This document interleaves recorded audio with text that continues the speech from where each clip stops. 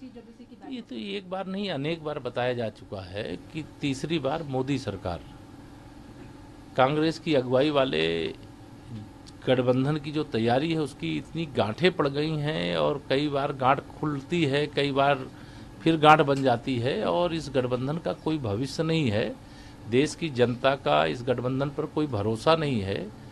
विश्वास का दूसरा जो नाम इस देश में है वो माननीय नरेंद्र मोदी जी का है और वह विश्वास आज तो भारत ही नहीं, हम सब गौरव के साथ ये कह सकते हैं पूरी दुनिया का विश्वास बढ़ा है। पूरी दुनिया के सबसे लोकप्रिय नेता के रूप में, सबसे भरोसेमंद नेता के रूप में उनकी जो ख्याति आज देश देख रहा है, दुनिया देख रही है, ये गौरव की बात है।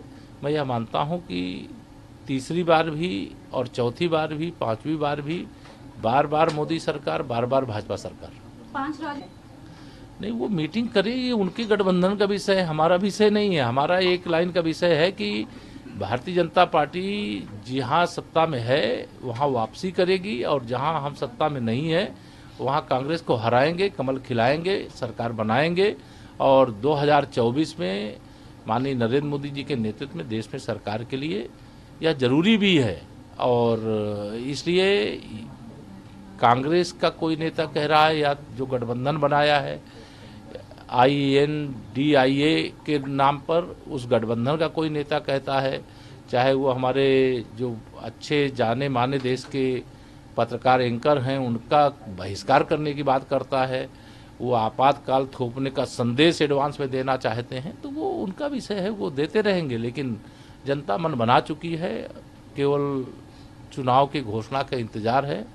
जब EVM उसके सामने आएगी तो जनता कमल का बटन दबाएगी, मोदी जी को तीसरी बार देश का प्रधानमंत्री बनाएगी। लेकिन इसी बार कांग्रेस स्पॉन्सर जर्नलिज्म किया जा रहा है, led by PM Modi and BJP। हम असहयोग आंदोलन चला रहे हैं जो कि देश में अगर कोई नफरत फैलाता है उसके खिलाफ। देखिए, जिसकी मानसिकता लोकतांत्रिक नहीं होती है, जिसकी मानसिकता तानाशाही की होती है, जिसकी मानसिकता ही आपातकाल थोपने वाली होती है, वह इस प्रकार का व्यवहार करेगा। पत्रकार ऐसा नहीं है कि कोई पत्रकार भाजपा चालीसा पढ़ता है या मोदी चालीसा पढ़ता है। पत्रकार पत्रकार है। आप हमसे भी सवाल कोई कर रही हैं तो केवल भाजपा के लिए नहीं कर रही हैं, आप विपक्ष के लिए भी सवाल कर रही हैं। तो ऐसे कोई पत्रकार को ये अधिकार है, लोकतंत्र का चौथा स्तंभ है और विपक्षी गठबंधन ने कांग्रेस की अगुवाई में उसे कमजोर बनाने की एक साजिश रचने का काम किया है। यह संदेश दिया है कि अगर हम सरकार में आएंगे तो हम मीडिया को बैंड कर देंगे।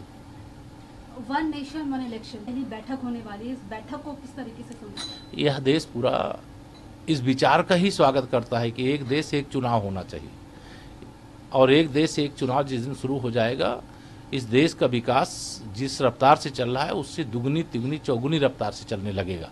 और जिनको एक देश एक चुनाव से परहेज है वो भ्रष्टाचार करके, विकास में अवरोध पैदा करके, जातिवाद करके, तुष्टीकरण करके इस प्रकार की घटिया राजनीति करते हैं। आखिरी सवाल है सर, सनातन कर कांग्रेस कह रहा है कि 2019 में सर्जिकल स्ट्राइक, इन तमाम मुद्दों से ध्यान भटकाने के लिए सनातन धर्म का मुद्दा लगातार BJP उठा रही है। ये भारतीय जनता पार्टी नहीं उठा रही है, ये तो मुंबई की बैठक का एजेंडा है कांग्रेस की अगुवाई में, वह इस प्रकार के विषय उठा रहे हैं। सनातन सूर्य है, सनातन चंद्रमा है, सनातन महासागर है, सनातन धरती है, सनातन ब्रह्मांड है, सनातन संपूर्ण मानवता है। सनातन को केवल हिंदू और गैर हिंदू से जोड़ने का जो काम पाप कर रहे हैं, समाज को बांटने की जो साजिश कर रहे हैं, उनको इस साजिश के आधार पर कोई सफलता नहीं मिलेगी। सनातन आदि है, अनंत है, पूरी मानव जाति है, जीव मात्र है, वृक्ष है, वायु है, ये